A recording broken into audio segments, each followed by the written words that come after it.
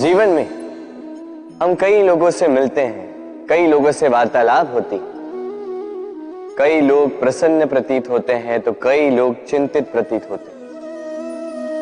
किंतु यदि आप ये समझने का प्रयास करें कि कौन अधिकतर प्रसन्न रहता है, कौन अधिकतर चिंतित रहता है, तो आप ये पाएंगे कि वृद्ध और युवक अधिकतर समय चिंता में रहते हैं। दूसरी ओर बालक सदा प्रसन्न रहता है, चिंता की एक रेखा तक नहीं। कारण क्या? अब आप कहेंगे सीधी सी बात है, बालक में इतनी समझ ही कहां होती कि वो जीवन की समस्याओं को समझ पाए, कठिनाइयों को समझ पाए, दायित्व समझ पाए। बात ये है ही नहीं। वृद्ध के विषय में यदि हम बात करें तो वृद्ध अपने बीते हुए समय के विषय में सोच सोच के दुखी हो जाता है। युवक अपने भविष्य के विषय में सोच सोच के चिंता में रहता है आज। किंतु बालक केवल वर्तमान में जीता है और इसीलिए प्रसन्न रहता है। देखिए, बात बड़ी ही सरल है। आप भूतकाल को नहीं बदल सकते। अब यदि आपको अपने भविष्य को और उज्जवल बनाना है तो आज कर्म करने होंगे, आज परिश्रम करना होगा।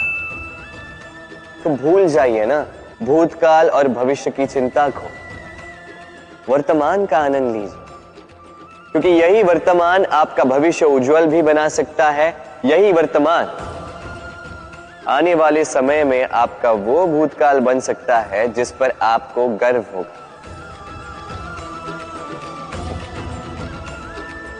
राधे राधे। मेरे दाऊ मुझसे कई बार कहते हैं, कान्हा तुम तो स्वयं नारायण हो, चुटकी बजाते ही यूं ही सब कुछ ठीक क्यों नहीं कर देते? अब दाऊ को क्या समझाऊं?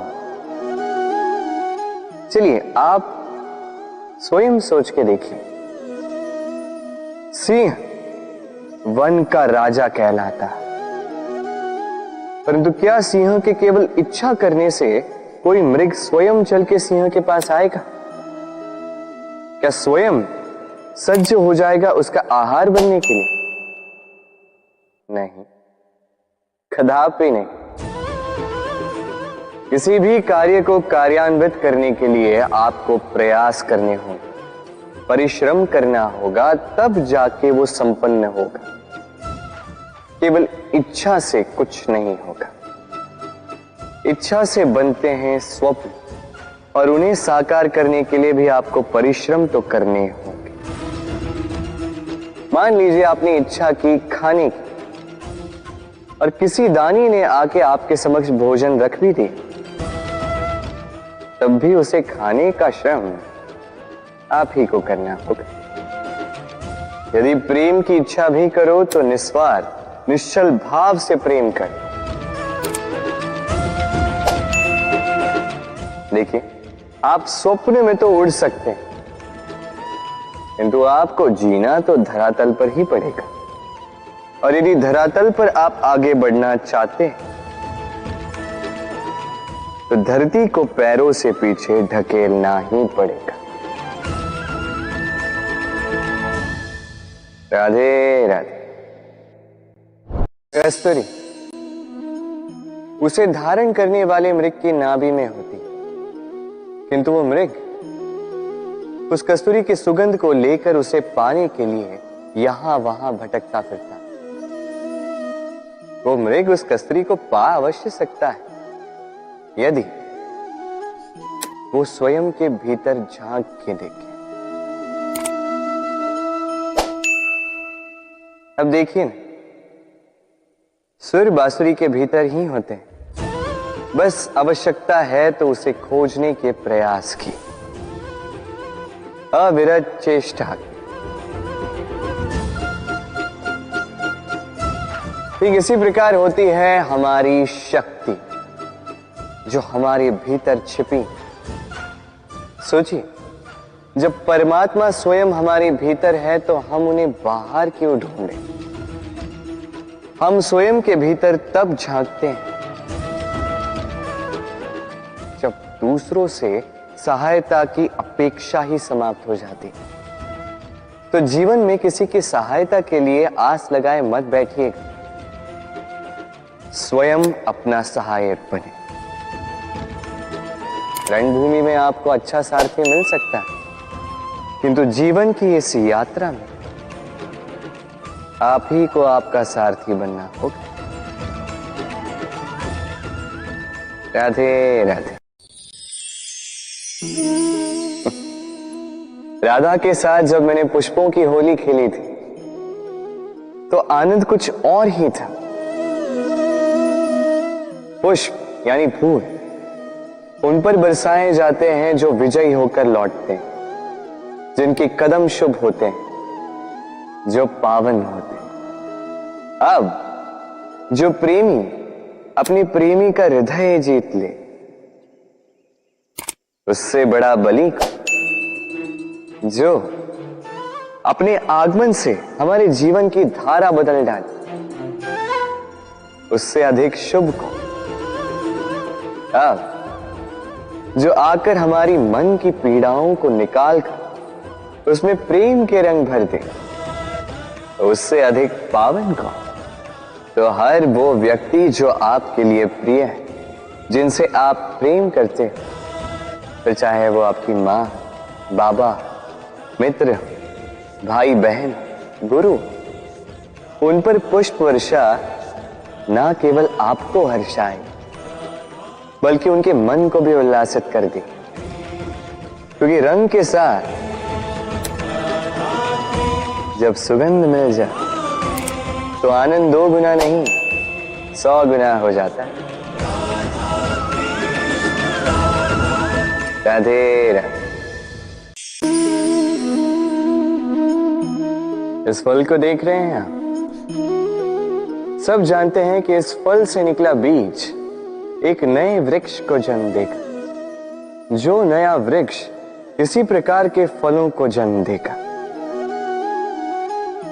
परंतु क्या कभी आपने ये सोचा, फल और बीज का संबंध इतना गहरा है, किंतु वृक्ष की जड़ों और वृक्ष की शाखाओं में इतनी दूरी क्यों है? क्योंकि दूरी आवश्यक है। यदि आप किसी को अपने साथ सदा सदा के लिए रखना चाहते हैं तो उनसे दूरी समय समय पर आवश्यक है, क्योंकि ये दूरी ही है जिसके कारण आपको आपके साथी के महत्व के विषय में ज्ञात होता है। ये दूरी ही है जिससे आपको और प्रेरणा मिलती है कि उनसे फिर से मिले। इसलिए स्मरण रखिएगा, दूरियां कदापि बुरी नहीं होती। फल से बीज की ये दूरी ही नए फलों के निर्माण का कारण बनती है। प्रेम की असली परख होती है इन दूरियों से। तो दूरियों से भी प्रेम करें और प्रेम से कहें राधे।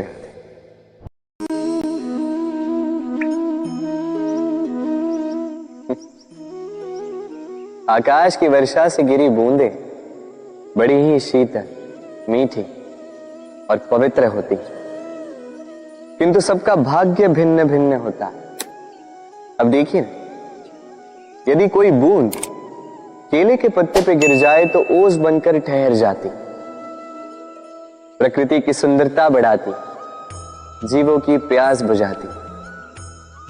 यदि कोई बूंद सीप में गिर जाए तो मोती बन जाती, और यदि कोई बूंद सर्प के मुख में गिरे तो विष बन जाती। अब सबकी उत्पत्ति एक है, किंतु गुण भिन्न भिन्न है। क्यों? कारण क्या है इसका? कारण है संगति। संगति का प्रभाव बड़ा ही भीषण होता है। चाहे तो आपको आकाश में बिठा दे, चाहे तो आपको पाताल में धंसा दे। अब वर्षा की बूंदें तो ये चयन नहीं कर पाती कि इनकी संगति क्या होगी, उनका भाग्य क्या होगा, किंतु हम तो मनुष्य, हम तो अपनी संगति चुन सकते। तो सोच विचार करके संगति चुनिएगा। ये चयन आपका होगा और इसका परिणाम भी आप ही को भुगतना होगा। राधे राधे। सर, ये शब्द सुनते ही मन में एक आकार प्रकट हो जाता, एक विष से भरे फुंकारते हुए भयानक से जीव का। यदि ये सर्प किसी के घर पे मिल जाए तो कोलाहल मच जाता, लोग सुरक्षा का प्रबंध करते हैं, भीड़ इकट्ठा हो जाती है उस सर्प के प्राण लेने के लिए। किंतु यदि वही सर्प किसी मंदिर में पाया जाए तो क्या होता? लोग उस सर्प के समक्ष अपना शीश झुकाते हैं, प्रार्थना करते हैं, हाथ जोड़ते हैं, दूध पिलाते हैं, स्वयं शिव जी का आशीर्वाद मानते हैं। अब इस विषय में आपके क्या विचार हैं? सोचिए, मनुष्य भी वही था, सर्प भी वही था, फिर परिस्थितियों में इतना अंतर क्यों? कहीं कोई सर्प के प्राण ले रहा है तो कहीं उसी सर्प की पूजा कर रहा है। अंतर का कारण है संगति और स्थान। जब वो सर्प शिवजी की संगति में था, मंदिर के पवित्र वातावरण में था, तब वो हमारे लिए देवतुल्य हो गया, अन्यथा तो वो हमारे लिए शत्रु ही था, है ना? तो अपने जीवन में संगति और स्थान का चयन सोच समझ कर कीजिएगा, क्योंकि ये संसार आपके व्यक्तित्व का ज्ञान आपके संगति से ही करता है। और हां, यहां बात धनी या निर्धन की नहीं है, यहां बात है संस्कारी और सदाचारी के साथ की। सदाचारी का साथ सदैव सम्मान का कारण बनता है। राधे राधे। संसार में ज्ञानी कौन है? वो जो वेदों का अर्थ समझता है, या वो जिसने जन्म और मृत्यु का रहस्य ज्ञात कर लिया, या वो जो 64 कलाओं में निपुण? नहीं, संसार में ज्ञानी वो जो केवल एक अंतर समझता है, अंतर मान लेने का और ठान लेने का। शब्द बड़े ही सरल हैं, किंतु यदि ध्यान से सोचोगे तो इसका अर्थ बड़ा ही महत्वपूर्ण है। आइए समझाता। यदि मान लो तो हार, किंतु यदि ठान लो तो जीत। यदि मान लो तो कोई अपना है, किंतु यदि ठान लो तो वो शत्रु। मान लो तो भगवान है, यदि ठान लो तो वो केवल एक पत्थर। बस इस अंतर को समझ लीजिए, संसार की हर वस्तु आपके समक्ष होगी। राधे राधे। दृष्टि प्रकृति द्वारा दी गई मनुष्य को सबसे बड़ी भेंट। वो दृष्टि जिसके कारण मनुष्य इस संसार को देख पाता है, अपने मार्ग को देख पाता है। किंतु संसार में दृष्टि पाकर भी सभी महान नहीं बन जाते, प्रसन्न नहीं हो पाते। प्रसन्न केवल वो होते हैं जिनका दृष्टिकोण शुभ होता है। अब जो गुलाब में कांटे ढूंढते हैं, वो अवश्य ही अपने हाथों को उन कांटों से घायल कर जाते हैं, क्योंकि उनकी दृष्टि केवल कांटों तक ही सीमित रहती है। किंतु सुगंधी बनाने वाले पंखुड़ियों को तो ढूंढ ही लेते हैं। क्यों? अब देखिए, जो अंधकार में प्रकाश पाना चाहते हैं, उन्हें दीपक भी सूर्य की भांति लगे, किंतु जो कमियां निकालना चाहते हैं, उन्हें दीपक के तल में भी अंधकार छिपा मिले। जो प्रेम पाना चाहते हैं वो परायों में भी स्नेह ढूंढ ही लेंगे, अन्यथा किसी को पाकर भी उनसे अनजान रहने वालों की कमी नहीं। दृष्टि हमें दिखाती है, किंतु दृष्टिकोण हमें वो दिखाता है जो हम देखना चाहते हैं। जो आपकी सोच होगी वही सच बनकर आपके समक्ष आएगा। इसलिए आपके विचार शुभ रखिए और प्रेम से कहिए, राधे राधे। मेरे सामने है गैया का दिया गया दूध जो 2 दिन तक टिकता है। यदि इस दूध को गर्म करके जमाया जाए तो बनता है दही जो 3-4 दिन तक टिकता है। यदि इस दही को मथोगे तो बनता है माखन जो सप्ताह तक चलता है। और यदि इस माखन को ताप दिया जाए तो बनता है घी जो वर्षों तक खराब नहीं होता। अर्थ समझे? ताप और मंथन। जितना परीक्षाओं की कसौटी पर खरे उतरोगे, जितना कठिनाइयों का ताप सहोगे, जितना मंथन की चुनौतियां सहोगे, उतना ही यश, बल और सामर्थ्य बढ़ेगा। तो कर्म करो, कठिनाइयों का सामना करो और मंथन से मन को शुद्ध रखो। मन प्रसन्न होकर बोलेगा, राधे राधे।